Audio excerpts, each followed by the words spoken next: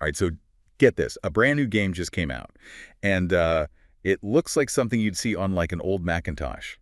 But get this, you can't even play it on a Mac that old. Yeah, it's interesting how this game, Tony Montezuma's Gold, kind of messes with, what we think of as retro gaming. We're talking Oh. about like systems even older than that. The ZX Spectrum, Amiga, Atari XL, even the Commodore 64. Wow, it's like retro in a way most of us haven't even seen. And speaking of blasts from the past, the game's name, it's not just a random title. It's actually a nod to Tony Halleck, this Polish explorer and filmmaker, like venturing into the unknown, kind of like what the developers are doing here. Definitely. That adventurous spirit combined with like the look of those old Macintosh games, now that's a recipe for something really unique.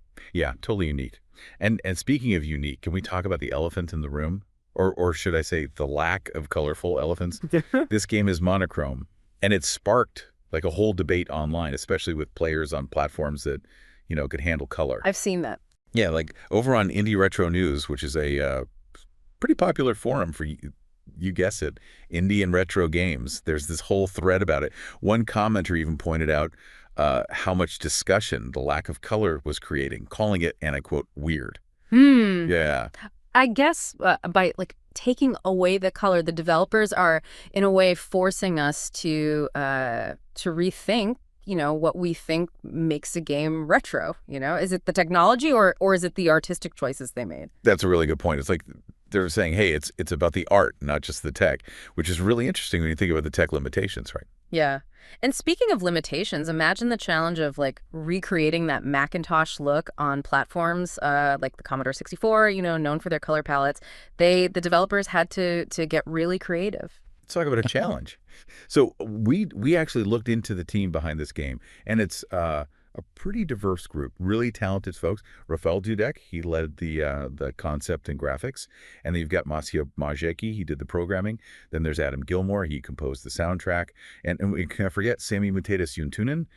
They also contributed to the music. Oh, and Power Tukinam Tkach, and Marcin Etibiambia Brutevsky, they worked on different versions too. It's really incredible how much collaboration went into this whole vintage feel across all these platforms. Right. It really shows you the passion behind indie games. It's truly a labor of love, a dedication to a vision, and in this case, a tribute to classic gaming and even a real life adventurer. Totally. But Mm. but let's not pretend it's all perfect, right? Over on Retro Gamer Nation, a website known for their reviews, they gave Tony Montezuma's Gold, well, a bit more of a critical look. Oh, really? Yeah, don't get me wrong. They love the idea and praise the graphics, especially considering they're, monochrome. Right. That's always good to hear, especially with some players unsure about the whole monochrome thing. Exactly. And they were really into the soundtrack. They called the tunes catchy, and they gave kudos to the inventory system, called it surprisingly intuitive. But, and this is where it gets interesting. Okay, I'm intrigued. Lay it on me. So Retro Gamer Nation, while they, appreciated the overall game, they did have some critiques. For example, they weren't totally sold on whether the monochrome, while it looks cool, really works. They thought it might make the game world feel, I don't know, a bit flat compared to other, more colorful games. Huh. It makes you wonder if, like, by not using color, they accidentally made it harder to see, the depth of the game world, even if they didn't mean to. Right. And there's more. They also weren't a fan of the fixed jump mechanic. Like, does it make it feel retro or just a little clunky? Remember those old games? They had their quirks. Yeah, it's a tough balance to strike. You want to recreate the challenge, but, not if it makes the game less fun to play. Exactly. And get this, they weren't sold on the main character's design.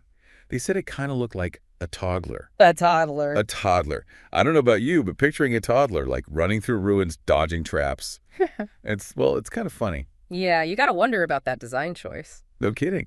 So what does this all mean for you, dear listener? Well, if you're old enough to remember, joysticks and pixels, this game, it's like a time machine. And if you haven't played those classics, it's like a window into the past, a chance to see how far games have come. Exactly. But this deep dive, it's not just about nostalgia, right? It's about these indie developers, going against the grain, taking something simple and making everyone think about it.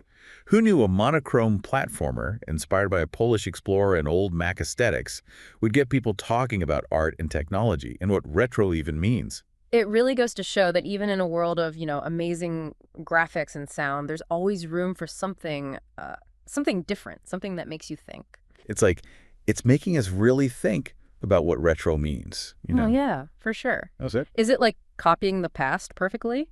Or is it more about reimagining it? Tony Montezuma's Gold, with its monochrome look on systems known for color, it really makes you think about that. And remember that thread we talked about on Indie Retro News, Yeah. where that one commenter was surprised by how much people were like debating the monochrome thing? Oh, yeah, yeah. It's almost like people forget that, well, that art is about making choices, Mm. even when they're unexpected. Exactly. You don't always have to, follow the crowd. Right. It's like the monochrome is kind of challenging players to like forget what they think they know and just experience it. Definitely. It reminds us that even with like all the amazing graphics and sound we have now, there's still a place for things that are different, things that push the boundaries a bit.